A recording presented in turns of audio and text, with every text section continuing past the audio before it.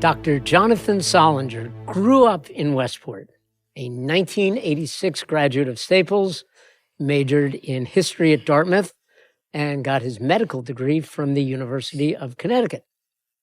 After training at Montefiore Einstein, he's been a beloved pediatrician for over 20 years at the Willows Group. He knows more about kids than just about anyone I know. And full disclosure, I've known him since he was a kid. Back in the day, I coached Jono in soccer. Dr. Sollinger, welcome to 06880, the podcast. Thanks for having me, Dan. It's great to be here.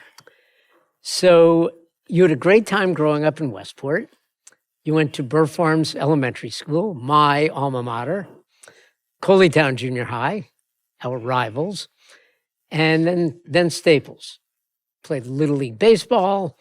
You were a state judo champion at age Little known 10. fact, yeah. Total little known fact. And you earned plenty of fame as a soccer player. So you did. So what are some of your favorite memories of growing up in Westport? I would say some of the spontaneity of sports, getting together at the high school on summer nights, playing short goal. That was really a magical thing that we used to do. Every Monday through Thursday, just show up at Staples, and whether you were 14 and trying to play varsity soccer, or you were, 44 and you were just hanging around. There was just a generational kind of gathering, and it was incredible. It was you learned a lot. You got a great run in, and it could be pretty competitive too. So where'd you hang out when you were growing up? When I was besides the soccer field. When I was a little guy, we used to go to the beach all the time. That was our place. We'd go to Campo all summer long.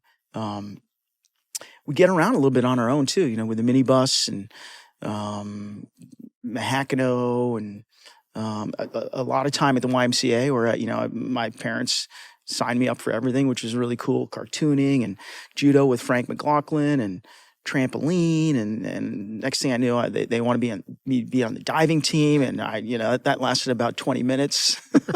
But yeah, it was a lot less specialized and a lot more kind of people were just kind of getting out and doing things.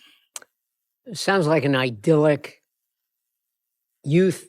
What did you get from Westport?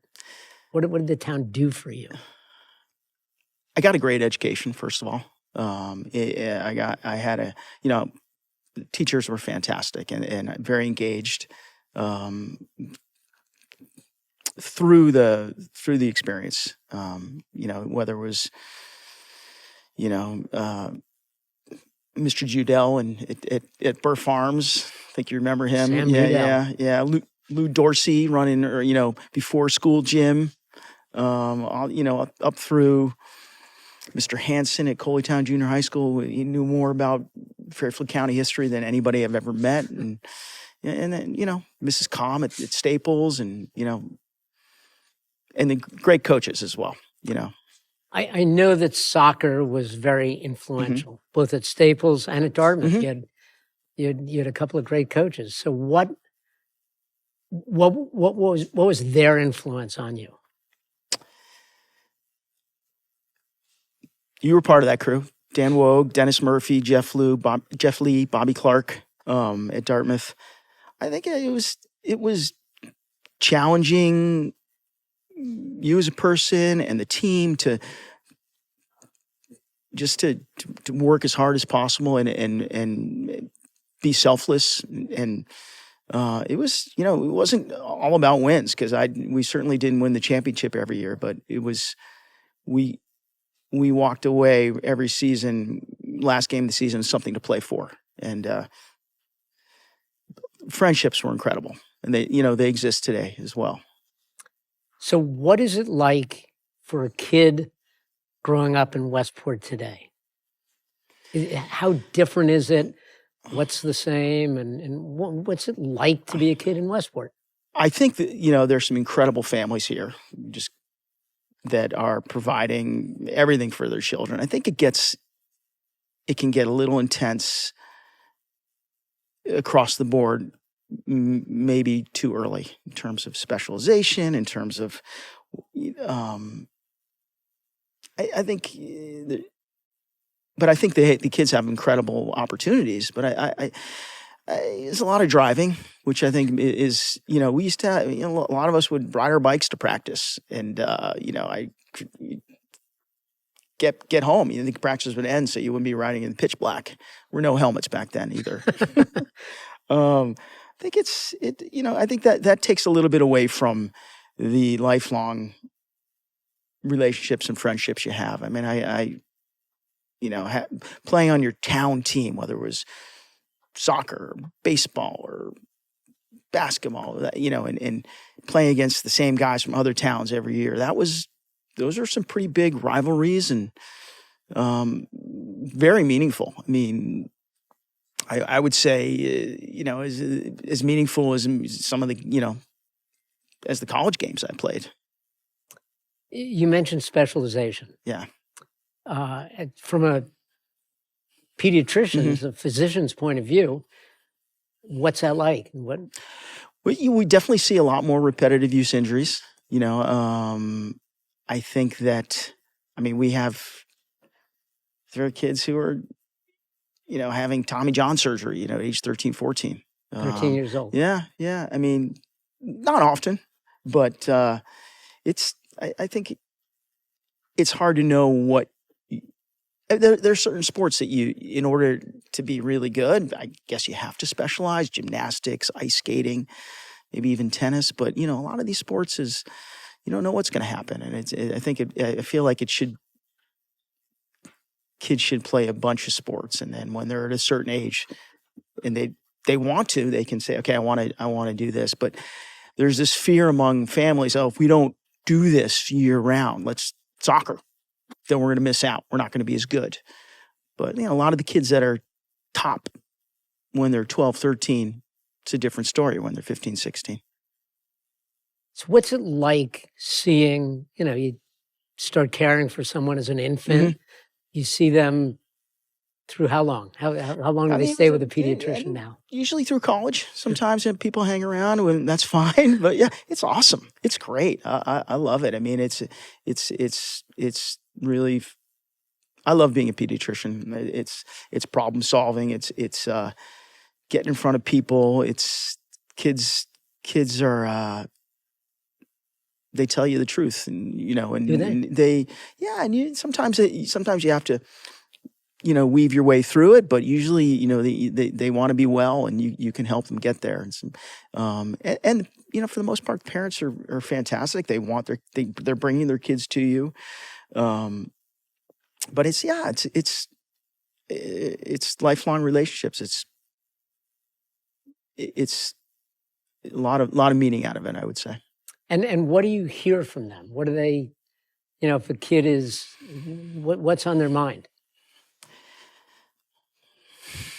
I think there's a lot with social media.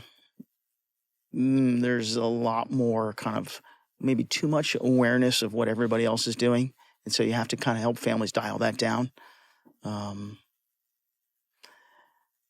think that the pandemic, we're still a little bit post-pandemic recovering. I mean, now we're like maybe a little bit. I think there was some learning and that maybe should have taken place over the pandemic that didn't in a lot of families, and maybe some habits that formed in terms of screen time and that still need a little bit modification. But I mean, I'm hearing from kids that, this is a really good place to be a kid. You compare it to other places in the world. I think we're all pretty lucky. I get a sense, when I was growing up here, I didn't appreciate Westport. And I've heard that from other people. Do the kids today appreciate it? Do they know that it's not the real world? What's the... I mean, it's hard to say. I mean, what can you don't really have perspective when you're a teenager. I think that there's hopefully a lot some sense of gratitude, but I think that's always going to be the case with kids, is they're not going to know how good they have it till later. I think that's why a lot of people come back here, because they're like, hey man, this is great childhood, which is cool, because I have a lot of families who now I'm starting to get kids that I took care of bringing their kids to me. Wow. Yeah, and that's fun. Do you see in the kids their parents? Well, to be determined. They get 50% of that gene pool, so we'll see. Uh-huh. I mean, it's fun. There were a lot of not great things that happened when I was a kid growing up in Westport as well, and when you were as well. I mean, there were challenges. It wasn't, all like, rosebuds and, gratitudes. It was, there was some challenging stuff. It's just a different, I think there's a lot less, we've avoided a lot of the substance abuse for the most part, like the opioid crisis that hit a lot of the country didn't slam this area quite as much, which is good. I think kids have a much better sense of responsibility about drinking and driving, because they're still drinking. We know that. They're not driving, and hopefully that.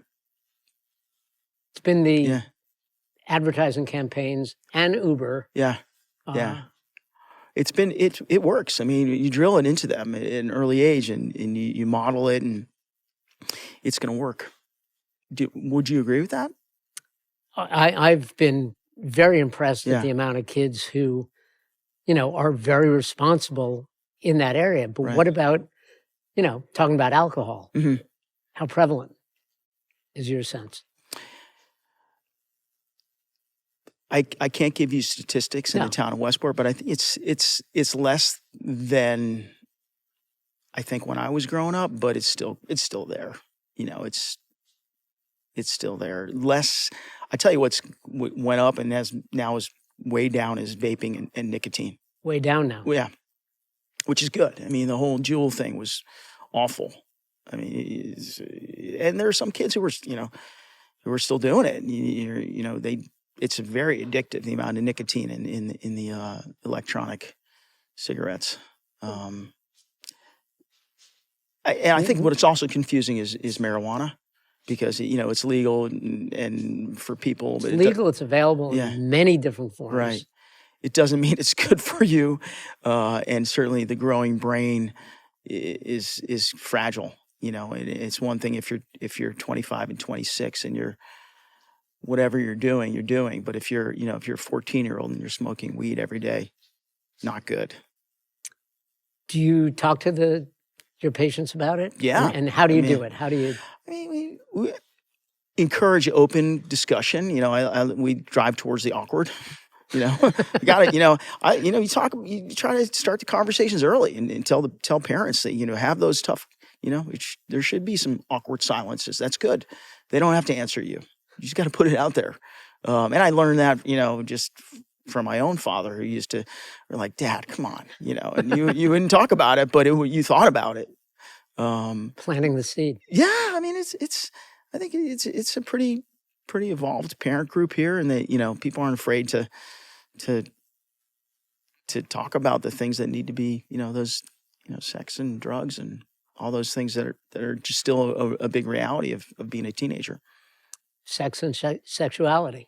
Yeah, that's been I think really.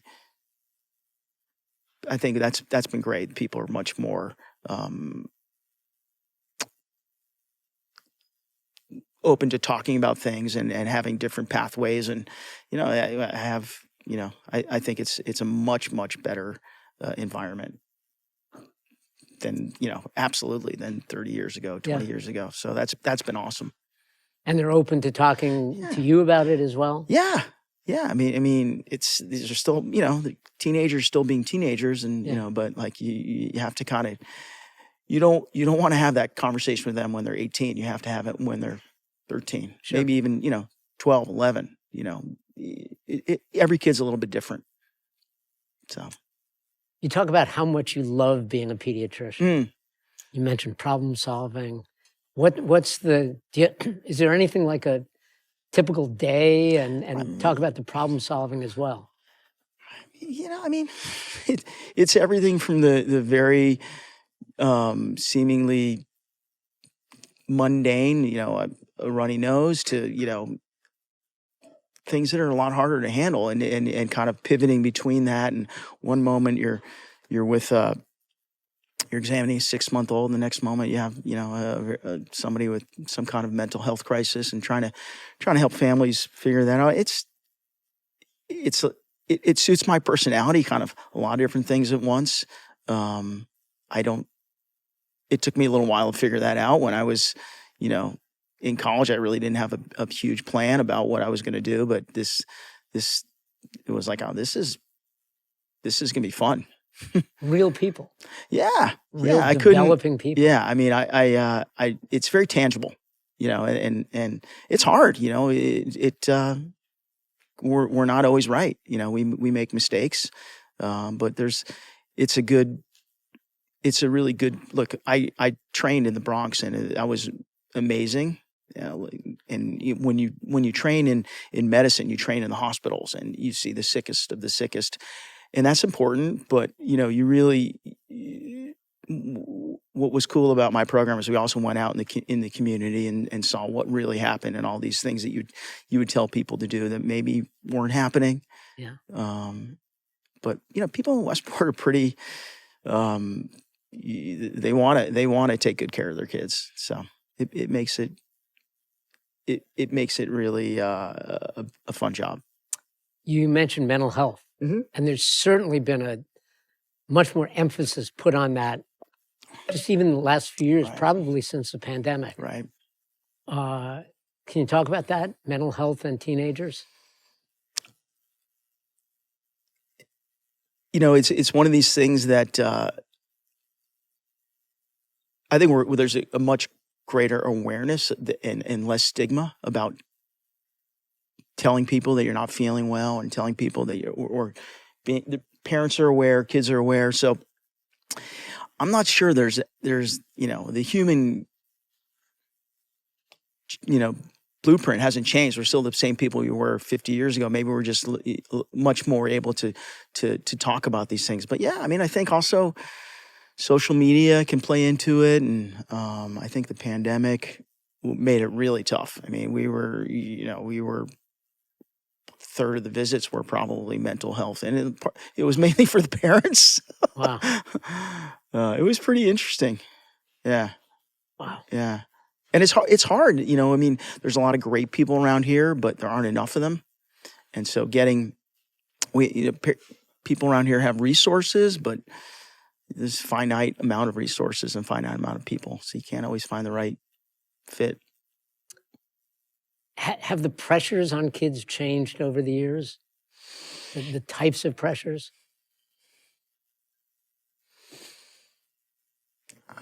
It's a hard question. What do you think? I asked the hard questions. It is, yeah. I've said before, many times, that I would not want to be a kid today. Okay. I would not want to have to deal with social media. I would not have to deal with, some of the parenting that's going on in terms of, my parents and your parents, sort of let us make mistakes. And I think there's a little less of that now. More of the parents trying to solve the kids' problems. I agree with that. I think that there's a lot of it's like, as you say, it's beyond a little helicoptering. It's like snow plowing and getting those clearing all of the obstacles. you have to have some, you get some. You learn a lot when you fail. You just have to make sure that those failures aren't, colossal and unsafe. So there's certain, it's a hard. I think I have 4 boys, and they're all very different. And the oldest guy is 25, and the youngest guy is 13. And yeah, it's that 12-year gap, and what they experience in middle school is tough. What they experience in middle school is like very different in a lot of ways, and but still the same. It's very hard to middle school boys, and they're just kind of all over the place, and you're just riding it through and hoping. But yeah, I mean, it's I think it's good to be a kid now. I would, No, you know, I'm glad to hear that. I mean, I think there's a lot of kids. I mean, bullying basically didn't even exist when we were kids. I mean, when I was in the 7th grade, I thought, getting stuffed in a locker was just part of the 7th grade experience. Nobody told me that was called bullying. But it's also, you got stuffed in a locker, Yeah. but you didn't get stuffed in a locker at home. No. And now the bullying can follow the kids home. Talking about cyberbullying. Yeah. Agreed. Yeah, it's tricky. We have to monitor social media, and you have to do it, effectively and often, and you have to kind of understand. You have to check your kids and say, where did you hear that? But it's a little bit more than that, because look, there can be some really cool things that happen with social media, and it can bring people together, but can also, messages of hate and all kinds of anti stuff. So. A lot of people in Westport are talking about cell phones with kids. Mm-hmm. What's your feeling on the appropriate age for a young person to get his or her first cell phone? I think if the more you can wait, the better. I mean, I like the slogan, wait till 8th. They are helpful, knowing where your kid is, but we could probably also use Apple tags. It's a lot of time people spend on their cell phone, adults included. Yeah. I mean, I think cell phones should be out of the school. That would be great. High school too. Yeah, just I mean, but we're incredibly reliant on technology, and it's hard. But I think it would be good to have it give it a break, and I'm not sure how that works out in the details, but when we took kids on soccer trips, right, and we banned cell phones, I remember a mother once said to me, "How will I know what he's doing?" And I said, "He'll tell you when he comes home." Right. And the kids, the first hour or so, they were like twitching, and then they really enjoyed it. They looked each other in the eye, they talked, they laughed. It was very instructive. I think we need to dial it back for sure. I think it's happening, hopefully. There's certainly a conversation. Yeah. So what have you learned over all these years as a pediatrician about kids and parents? I would say kids want to be healthy, and parents want to do the right thing, and sometimes they both need a little guidance, and you have to nudge them in the right way, and sometimes they know exactly what they're doing, but it's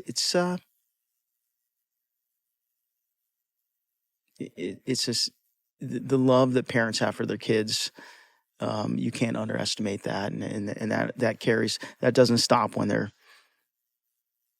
50. When they're done. Yeah. So I think it's like family is really important, and we live in a great community where there's a lot of people who put family first. So as you look back on your years with Willows, and I know you like working with your colleagues as well, you've had plenty of them, and also equally well-respected pediatricians. Is there any one moment or day or event where you look back and you say, yeah, this is why I do what I do? It's a tough question.